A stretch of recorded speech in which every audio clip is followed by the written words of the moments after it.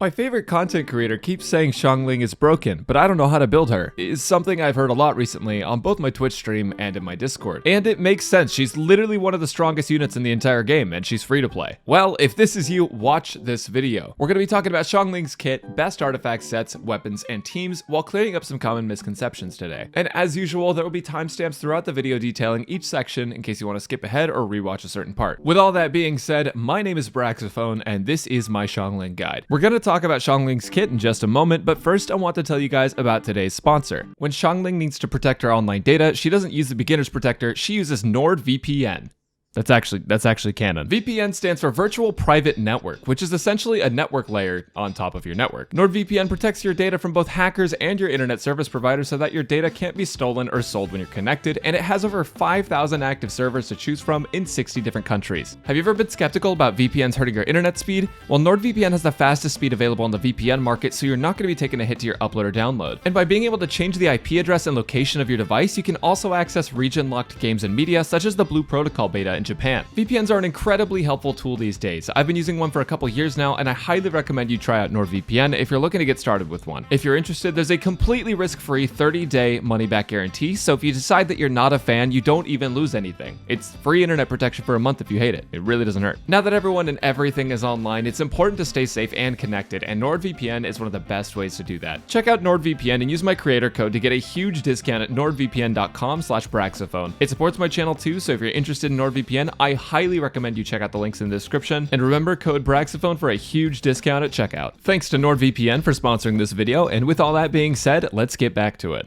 So let's talk about Xiangling's kit. I'm actually going to be pretty brief here with this section because there's a lot to talk about in this video, and we're just going to go over all the important stuff. Xiangling's elemental skill summons Guoba, the most powerful Pokemon in Teyvat. Guoba is a decent source of damage and generates a few particles over 4 conal hits. And the targeting can be kind of weird and the damage isn't amazing, but it's a core part of Xiangling's kit that you should make sure to use when you can for energy and damage. Xiangling's burst creates a pyro tornado called Pyronado that outputs disgusting damage in an AoE that can hit multiple enemies multiple times. The scaling on Pyronado itself isn't that amazing in comparison to other elemental bursts, but it lasts for 10 seconds at Constellation 0 and is constantly swinging around Xiangling and will deal a ton of damage over time. This damage adds up very quickly and makes her a top pyro DPS. Something that I do want to note about Xiangling is that she has a very strong pyro application, and in most cases, Xiangling is going to be the aura. The only thing that changes that is if you're using a Hydro main DPS to drive reactions like Child, which we'll talk about later in the video. Just know that for now, Xiangling's pyro application is very strong. Xiangling's burst also can snapshot buffs, which means that she can take a buff that is on the ground and use her burst, and even when that buff disappears, like Bennett Circle, if that disappears, her Pyronado will keep the attack buff from the Bennett Circle even after it's gone. The cooldown on her burst is 20 seconds, and it costs 80 energy, so you'll need some energy recharge on her to make her work well, which we'll talk about in the artifacts section. And then her first passive increases Guoba's range, while her second passive drops a buff whenever Guoba leaves the field. The buff is 10% attack for 10 seconds, and again can be snapshotted by Xiangling's burst. Now, just before we get into weapons and artifact builds, I also want to talk about Constellations because these are relevant for free-to-play players since Xiangling is a free-to-play character, and you'll likely be getting her a couple times. Her Constellations do affect her kit a lot. Constellation 1 makes Guoba reduce enemy pyro resistance by 15% for 6 seconds, which means dropping Guoba before Pyronado will improve your damage by a ton. Constellation 2 makes Xiangling's last normal attack apply a hit of pyro damage for a portion of Xiangling's attacks, and this Constellation seems really good on paper, but the thing is that when you're playing Xiangling optimally, you're not really going to have her attacking on the field very often, so it doesn't actually change that much. Constellation 3 is a big damage increase because it levels up Xiangling's burst by 3. Constellation 4 makes Xiangling's Pyronado last 14 seconds instead of 10, which is a massive damage increase. Constellation 5 levels up the Stove God by 3, and Constellation 6 gives your whole team 15% pyro damage when Pyronado is active, which is mostly just a Xiangling buff since you won't have other pyro DPS in the same team, but it's still a really powerful constellation. Overall, Xiangling's constellations are pretty dang valuable, and if you have the opportunity to get them on a banner, it's definitely worth it because they're going to improve her damage output by a lot, and it's a lot of good quality of life stuff. Like having a longer burst duration is awesome because it means less downtime between your bursts, and reducing enemy pyro resistance is also awesome. Just overall, you get a lot of value out of Xiangling's constellations, and they're definitely very good. So now that you know why Xiangling is good and how valuable her constellations and kit are, I want to actually move on to the the build. We're gonna start with weapons. So part of what makes Xiangling such an awesome character is that she has a lot of really solid 4-star weapon options. And while Staff of Homa and Engulfing Lightning are great picks, in some cases, 4-star weapons can actually outdo them. For example, an R5 Wavebreaker in a high-cost burst team can outperform Staff of Homa. Wavebreaker is a really solid Xiangling choice because of its passive that gives burst damage based on the total energy of elemental burst in your team. It can add up to a lot of bonus damage, and by running Xiangling and Bennett, you basically ignore the low attack percent main stat. There are some other 4-star weapons that are good too, like the Catch, Dragon's Bane, and Deathmatch, and though Wavebreaker actually has the highest damage potential at R5, the weapon that I'm going to recommend all players except Whales is the Catch. The Catch is a completely free-to-play weapon that boosts your elemental burst damage and your elemental burst crit rate, and it's refinable for free-to-play players without any gacha at all. It has an energy recharge main stat that synergizes well with the Emblem of Severed Fate set, and overall, it's a benchmark weapon for Xiangling. I actually asked Ayzel from Kaching Mains about updated weapon comparisons for Xiangling, and he sent me a spreadsheet showing damage potential with ideal investment for different weapons, and in the Xiangling Vape team with Sucrose and Thrilling Tales buff, the only weapons that beat out the Catch are R5 Wavebreaker, Staff of Homa, Engulfing Lightning, and Deathmatch also at R5. So as you can see, you would either need to have 5 battle passes to get Deathmatch at R5, get very lucky to own Homa or Engulfing Lightning, or get very lucky to get R5 Wavebreaker. Otherwise, you're better off just using the Catch because it is honestly an insane weapon, and it just fits Xiangling's kit perfectly. If you don't have any of those weapons I listed before, use the Catch, it is definitely worth it. And now I want to move on to the artifact section where we can clear up some misinformation and try to get you guys pointed in the right direction for what set you should be using. The debate for Xiangling is between Emblem of Severed Fate and Crimson Witch. For reference, the Crimson Witch artifact set gives 15% pyro damage with the 2-piece and 7% more pyro damage with the 4-piece when you activate your character's elemental skill. Crimson Witch also gives extra reaction damage for Vaporize, which is why it's extremely valuable for Xiangling, since in all of the teams we're talking about later in the video, she's going to be vaporizing. Crimson Witch is very easy to get good damage out of with Xiangling, and especially at medium levels of investment, you'll see Crimson Witch Xiangling perform extremely well. However, now let's take a look at Emblem of Severed Fate. Emblem of Severed Fate is similar in its damage output, but it has a few advantages over Crimson Witch. First, Emblem of Severed Fate gives you elemental burst damage based on your energy recharge stat. Xiangling's burst costs 80 energy, and her elemental skill doesn't produce a lot of particles, so Xiangling needs a lot of energy recharge to have her burst up as much as possible. If you build energy recharge on Crimson Witch, your damage ceiling is still pretty high, but it becomes harder to reach it. If you build energy recharge with Emblem of Severed Fate, since it gives you bonus damage for energy recharge, you'll be able to reach high damage and comfortable uptime. While the damage ceilings of both these sets are very close, Emblem ends up being easier to build, and also the Crimson Witch domain is cursed. You'll get Shimenawa pieces out of the Emblem domain too, and a lot of characters are okay with 2-piece Shimenawa, so overall it becomes more resin efficient than running Crimson Witch to just sit in the Emblem domain and farm that. Overall, Emblem of Severed Fate will be the better set to build in most cases, just because it makes the character more comfortable and saves your resin on future characters. That being said, if you have Crimson Witch already, it's fine to use that. You're not going to be losing much. This is more of general advice for if you're trying to build Xiangling now, or if you're looking to upgrade. As for artifact stats, for most damage dealers, attack percent, elemental damage, and crit damage is an okay setup. Xiangling's case is a bit different though, because you're always going to be using her with Bennett. All of Xiangling's best teams require Bennett, and using Bennett with Xiangling lets you funnel energy particles to Xiangling to help her use her burst super often. On top of that, Xiangling can snapshot Bennett's buffs with Pyronado, so even after Bennett's burst ends, you deal the same damage as you did when it was active. Because Xiangling needs a lot of energy and Bennett buffs her attack by a ton, you definitely don't need to build an attack stance on her, and you have the option to build energy recharge or elemental mastery instead. On paper, elemental mastery will get you the best damage in a vaporizer melt team, but you need to make sure that you can use Xiangling's burst as often as possible first. Ideally, you'll have around 170 energy recharge, but for some content, you can actually have as low as 130%. It really just kind of depends on how many enemies there are to defeat that will give you energy. For me though, the comfy zone has always been 170% because I can confidently get her burst up, no matter the content really. And if you can reach that with nothing but substats and a weapon, I highly recommend Elemental Mastery Sands, but if you struggle to get your energy recharge up with substats, I would recommend using an energy recharge sands instead, so that way you don't have any issues with uptime. Basically, build your other artifacts before your sands if you want to decide Elemental Mastery energy recharge, and just try to shoot for that 170 threshold. When the Spiral Abyss 12 gets more trash mobs, you don't have to worry about energy recharge as much, and you can move on down to 130%. As for the Goblet and the Circlet, you're going to want to run Pyro Damage Goblet because Bennett's Burst will make up for your lost attack stat, and use a crit rate or crit damage Circlet to get a strong 1-to-2 ratio of crit rate to crit damage. And then for substats, energy recharge first up until the threshold, and then Elemental Mastery and crit stats are going to be the best. But now, we get into the fun stuff. This is going to be the team setups for Xiangling, and these are why she's such a great unit. Well, I guess everything I've talked about so far is kind of why she's a great unit. But her team building is super simple, and makes her one of the most flexible units in the game. Now, what do I mean by flexible? Do I mean that she can just fit into any team? No, but there are a ton of top teams that use Xiangling. The first team we're going to be talking about is National, or maybe it's International. I honestly don't know at this point. Team names aside, it's going to be Xiangling, Bennett, Xingqiu, and Sucrose, with Sucrose being kind of a flexible fourth. The fourth team member used to be Chongyun, but you can also use Raiden instead. All of those characters provide some form of either support or extra damage that helps the team thrive. Now, I personally prefer Sucrose in this team for Viridescent Venerer, because that'll debuff Hydro and Pyro, and also give you Thrilling Tales for Xiangling, and give you a grouping utility. But Raiden also makes this team have insanely good burst uptime and will power through Abyss very, very quickly, utilizing Overload and Electrocharge. The idea here is that Xingqiu is just going to constantly allow Xiangling to vaporize if you're auto-attacking, and whoever the fourth character is going to help your damage output. This has been a top team combination for a very long time, and is really what pushed Xiangling up into her top spot. It's just very free-to-play friendly, and if you're a free-to-play player, or if you're even just a newer player looking to clear some of the end game content, I highly recommend building National Team for one side. But the second team we're going to talk about today is called Child Driver, or